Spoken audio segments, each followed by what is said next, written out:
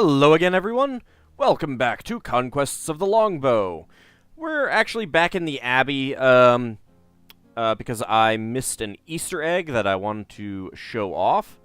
So if we go all the way back here, I believe. Larry, Patty, what are you doing here? No, this isn't the Nottingham Swinging Singles Health Spa. I believe that one of these others also has something. Might be random. In the cell, a monk is counting the number of angels dancing upon the head of a pin. Yeah, so those are a couple Easter eggs that I missed. Let's go ahead and restore it back up here into the tower. And let's go ahead and cancel out for a second.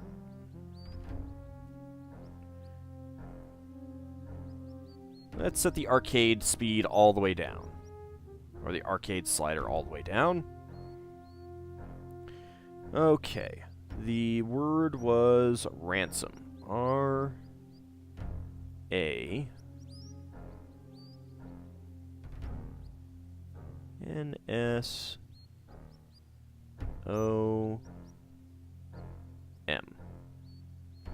You know, I was just thinking. So, I did this hand thingy to the ivy, and it strengthened. How did the ivy know I was doing this? It has no eyes. Potatoes might have seen it. Alright, we've read all of this, so let's go ahead and get the heck out of here.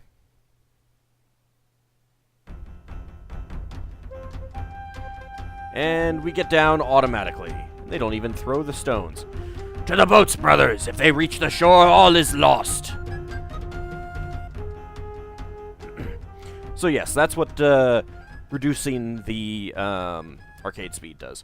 The monks were no match for two strong and desperate men. Once within the dark shelter of the forest, it was easy to leave them behind. The Queen's knight was fed, clothed, and his wounds treated in our camp. But as soon as he was rested, he set forth with all the ransom we had to give him. All 300. My starting ransom.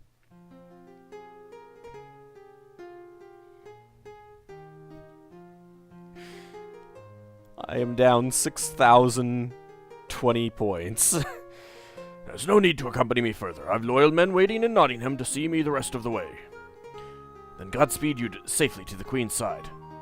I give you my heartfelt thanks, you and all your men, for your aid and loyalty. He has no donkeys this time.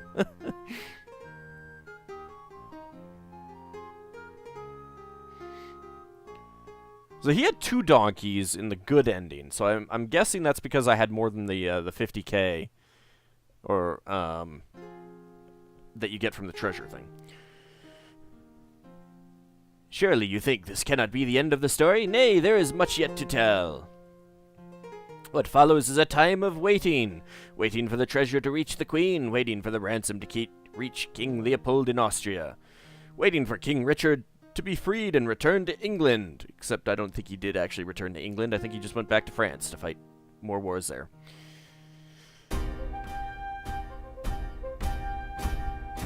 Oh, hey, there was no scene of Robin and Marion because, you know, Marion is dead.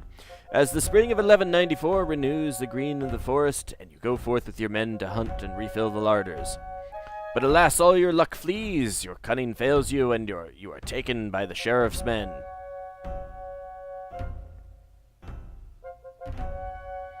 All 12 of us. The sheriff declares you guilty upon the spot, and has you and all your men led to the gallows as quickly as possible. That he dares such a thing without a trial can only mean he is sure of Prince John's power to protect him. Despair fills your soul to have fought so long and so well only to dance at the end of a rope.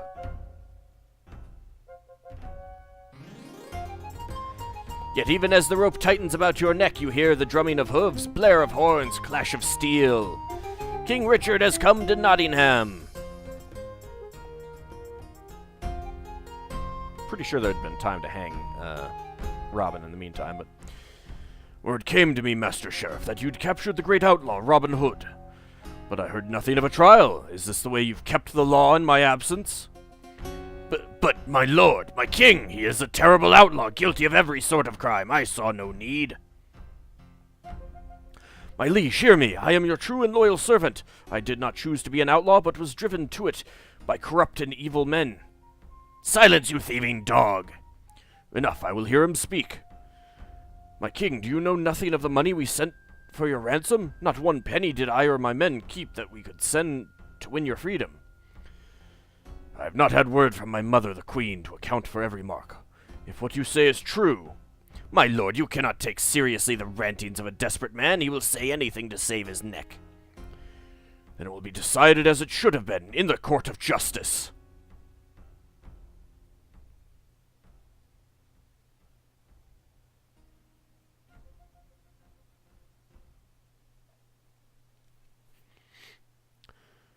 Robin Hood, you and those you call your men stand accused of brigandage, of stealing from the church, defying the sheriff's justice, defying the king's law, and killing the king's deer. Do you deny these crimes? My lord, is it a crime to defy those who abuse your trust and use your laws to their own ends? Is it a crime to seek justice where there is only injustice? I do not defy your laws, only the evil men who use their power for personal gain. I do not steal from the church, but only from greedy men who use the church to gain riches for themselves. Those are strong words. Your life depends upon what I hear before I pass judgment. Because of his holy vows, I allowed your man, the Friar Tuck, to go free that he might gather witnesses to speak in your favor. I trusted to his sworn word that he would return and share your judgment, as he indeed has. But there are others here who will speak against you, and their testimony shall also be weighed. Let the witnesses speak. By your leave, I shall speak first. I've served Robin Hood faithfully for many seasons. He is a man of honor, loyal to his king, just and fair. I pray thee, your majesty, to give little mind to this curtail friar. I am the abbot of St. Mary's, and I have been plagued by this rascal of an outlaw. He flouts the sanctity of the church and shows no respect of any true holy man, as this poor monk of mine can attest. 'Tis true, my liege, he waylaid me upon Watling Street, stripped me of my robe, mocked my dignity. And that false friar beat me with a sword and forced me to toil at chopping wood for his gang of ruffians. A poor job he did of it too, fattened as he is with gluttony and excess of wine and ale, and lazy from a life of unmonkly comfort. My lord king, it was to this abbot that Prince John sent a stolen treasure so that you might languish forever in a foreign prison.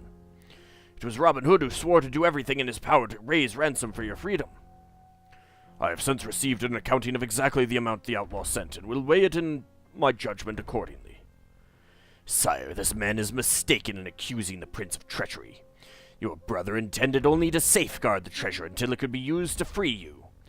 It is only from fear of this diligent sheriff that the outlaw sent money, undoubtedly in the desperate hope of winning a pardon for his great many sins. I've not forgotten your sin so quickly, you black-hearted prior. 'Twas Robin who freed me from your torture, Robin who saved me and set me free. I knew at once he was a good man, good enough that I entrusted him with the ring that commands water. And I kept it safe as folk asked of me. Furthermore, I had also the ring that commands fire, which had been taken by the abbot. A scurrilous lie! Where are my rings now? Ask yonder sheriff. 'Twas he that took everything from me when I was captured. More lies, my lord. We found nothing of value upon him. What say you, folk? I would sooner take the word of Robin Hood over these rogues. And there is a matter of the Queen's Knight, who is also held prisoner in your tower. Aye, these things can all be explained. You can be sure they will, and to my complete satisfaction. But we are here at this time to pass judgment upon Robin Hood. Your judgment will come soon enough. Let the common folk now speak. I am only a poor widow. I live by the wool I spin, and with the help of my 3 good sons. They were wrongly accused of treason, and would all be hanged now if not for Robin Hood and his men. I owe him the lives of my sons. Her sons consorted with outlaws and deserved hanging. My sons are all I have in the world. I bless Robin Hood for his goodness. He was not so good to me. He robbed me of every shred of rag I had and cared not for my discomfort. Why, I nearly starved before I could regain a decent set of rags and return to my profession as beggar. You'll hear no good of Robin Hood from me. The cur robbed me of exquisite clothing, the same as I now wear, and I had to have them remade at great expense. Further, he stole precious jewelry on which I had labored mightily, and in which I had set gems of unsurpassed perfection. False gems, as you yourself admitted. I said no such thing, they were beyond price. He set me on the road in no more than shirt, without shoes, bereft of dignity or comfort, or... That will do. If there is anyone who has not yet spoken, let him stand forth. Very well, the witnessing is complete. Clear the floor, and I shall pronounce judgment.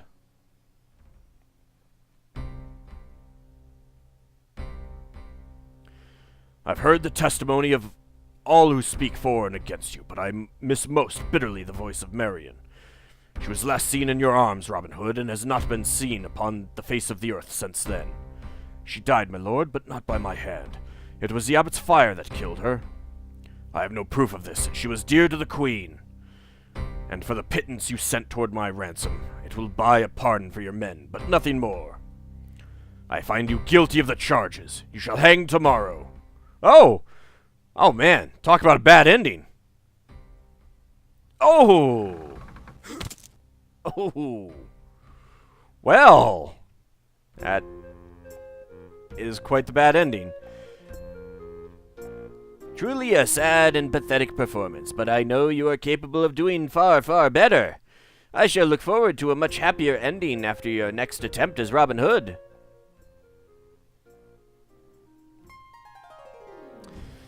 And that is the bad ending. Indeed, Robin Hood does hang. All of his men are pardoned, even for 300 marks in ransom. There is...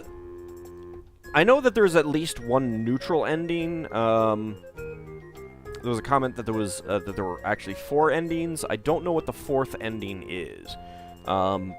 It might just be another neutral ending with a slight variation. Perhaps getting the ransom and sending it, but without the without Marion's life, or oh, actually, yeah, that's probably what it is. So I imagine that there are 2 neutral endings, one if Marion lives and one if Marion dies. I'm not gonna go through all of those because it would take quite a bit of time. I don't feel like going through all of it all over again. But I imagine that if you do everything good except for saving Marion, you'll get like the good neutral ending, which you probably get made the Earl of Huntington and everything like that. But everyone laments the lack of Marion. The bad neutral ending would be where Marion lives, but you don't do quite enough to become the Earl of Huntington, and in that I know that Richard makes you a forester and all of your men foresters, but because you're not a noble, you can't marry Marion. So that's kind of like the bad neutral ending. So that's my guess on exactly what those 2 would be. I'm not going to go through them all. I could go through and just record them, but I don't really feel like it. The ending isn't really all that long. In fact, this episode is shorter than I expected. But that is the bad ending for Conquests of the Longbow, The Legend of Robin Hood. I hope you enjoyed seeing how badly it all goes. It was fun seeing the various messages at deaths, but I do wish that more of those options had... I mean, with the rescue of Marion, I wish more of those had... failure results rather than just winning with different numbers of outlaws dying. Anyway, I hope you enjoyed it, and I will see you in the next Let's Play.